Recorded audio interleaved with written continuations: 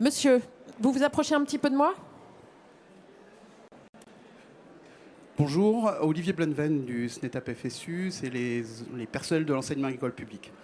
Je vais ouvrir le débat, Monsieur le Ministre. Je suis surpris par votre introduction sur le sujet, non pas parce que vous vous félicitez d'un échec, mais parce que vous avez introduit le débat par la question du financement. Et nous pensons très clairement qu'aujourd'hui, la question, ce n'est pas obligatoirement l'enveloppe, mais ce qu'on va faire de cette enveloppe, quel que soit l'argent qui sera débloqué. Pour nous, très clairement, cette nouvelle PAC, c'est l'occasion d'aller vers une autre forme d'agriculture, vers d'autres modèles de production. Et donc, évidemment, c'est un enjeu très fort. Alors, je vais venir maintenant à ma question qui est, dans ce projet de nouvelle agriculture, quelle va être la place donnée à la formation ? Je représente notamment les enseignants de l'enseignement agricole public, et je dois le dire, dans aucun volet aujourd'hui de la PAC, cette question de la formation n'est évoquée. Or, si on veut demain transformer l'agriculture, ça passera obligatoirement par la formation. Donc voilà la question. Quelle place pour la formation et l'éducation ? Alors encore une fois, le débat commence. Vous exprimez votre point de vue. Concentrez peut-être vos questions aussi sur la manière dont il va se dérouler, etc. Parce que, évidemment, il y aura plein de rendez-vous pour l'exprimer. Une réponse sur la place de la formation ? Non mais moi, il est bien clair. Moi, je ne vais pas répondre aux questions qui sont posées. Ou alors, je ne suis plus dans le cadre du débat public. Ce que nous avons voulu, en faisant une première en Europe de ce débat public, aujourd'hui, je pense que c'est normal que les citoyens, les responsables syndicaux posent des questions. Mais si je me mets à répondre aux questions, ça veut dire que je donne mon point de vue préalable au débat public, et je pense que c'est l'inverse de la déontologie de la Commission. Donc j'ai entendu, on va tout sera pris en compte, mais je ne me permets pas de répondre. Très bien. Que la formation, en tous les cas, devra être abordée dans le cadre du débat public. Amélie de Montchalin ? Oui, bonjour. Donc moi, je m'occupe effectivement au gouvernement des affaires européennes. Et souvent, on a l'impression que parce qu'on travaillerait au Quai d'Orsay, on s'occupe d'affaires étrangères. On voit bien là que la PAC, c'est bien une politique qui est concrète, qui irrigue tous les territoires, qui irrigue à la fois des politiques des régions, bien sûr les revenus des agriculteurs, et qui aide à ce qu'il y ait une transition agro-environnementale ambitieuse. La question qui est posée, elle est intéressante, parce qu'effectivement, pendant 2 jours avec le président de la République, jeudi et vendredi, nous avons eu cette négociation sur d'abord le budget, parce que pour qu'il y ait une politique, il faut qu'il y ait des moyens.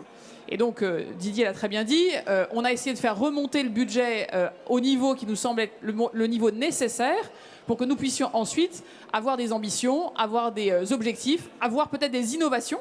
On nous parle de formation. Aujourd'hui, ce n'est pas, je crois, dans le périmètre des actions de la PAC. Ça pourrait le devenir, mais pour que ça puisse le devenir, il faut déjà qu'on ait des moyens. Et donc, par rapport à la question qui est posée, on n'est pas entré dans le débat par le budget, mais si on n'assure pas déjà un budget, on aura beaucoup de mal ensuite à avoir des ambitions. Ce qui me semble extrêmement important, c'est que tout ce que vous allez faire pendant 3 mois, c'est au fond de montrer que l'Europe, elle est concrète. Et que quand on a une politique agricole commune, on a d'abord une politique, c'est-à-dire qu'on a des priorités, des moyens, des outils, peut-être une différenciation. Peut-être qu'on ne fait pas exactement la même chose entre le nord, le sud, l'est ou l'ouest de la France. Mais je tiens à rappeler ici que c'est bien un débat qui ensuite permettra au ministre de l'Agriculture lui-même de trouver un accord, d'avoir une majorité sur ce que sera la PAC de demain.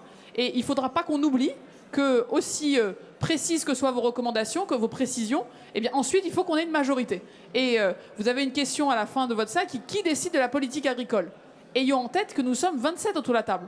Ce sont 27 pays, 27 ministres. Ce n'est pas la négociation. Moi, dans mon conseil des ministres, nous discutons du budget. Et les ministres de l'Agriculture, eh bien, ensuite, doivent pouvoir définir très clairement comment ils veulent utiliser les 375, 380, 380 plus milliards que nous aimerions pouvoir dédier à l'agriculture dans les années qui viennent. Je pense que cet enjeu de l'Europe concrète, elle est au cœur aussi de la confiance qu'on doit retrouver avec ce qui se passe à Bruxelles. Trop souvent, on a l'impression que c'est des débats d'experts incompréhensibles. On oublie que c'est à la fin, au quotidien, le revenu et les capacités d'investissement de nos agriculteurs. Donc en tout cas, voilà, on fait équipe ensemble. Et il y a une partie qui dépend des citoyens, mais il ne faut pas oublier qu'il y a aussi une grande partie qui dépendra de l'accord qui sera trouvé à Bruxelles et donc de ce que pensent non seulement les citoyens français, mais les citoyens des 26 autres pays. Madame a une question. Juste un mot, parce pour qu'on soit bien clair, il a été décidé à l'unanimité que ce n'était pas 27 politiques agricoles, que c'était une seule politique agricole commune. Il ne s'agissait pas de renationaliser les politiques agricoles, mais que sur l'ensemble des 27 pays, il y ait la même transition agroécologique, il y ait le même travail sur l'alimentation, il y ait le même travail sur l'installation des jeunes. Sans cela, on a du dumping à l'intérieur de l'Europe, dumping social, dumping fiscal, on a des différences et du coup, on importera des productions qui viennent d'autres pays de l'Union européenne. Je rappelle que 95% de notre concurrence alimentaire, elle vient intra-européenne, infra-européenne et pas à l'extérieur. Et que nous avons des pays aujourd'hui encore dans l'Union européenne qui ne sont pas tout à fait au même niveau de normes. Et ce travail-là, il est absolument indispensable à faire.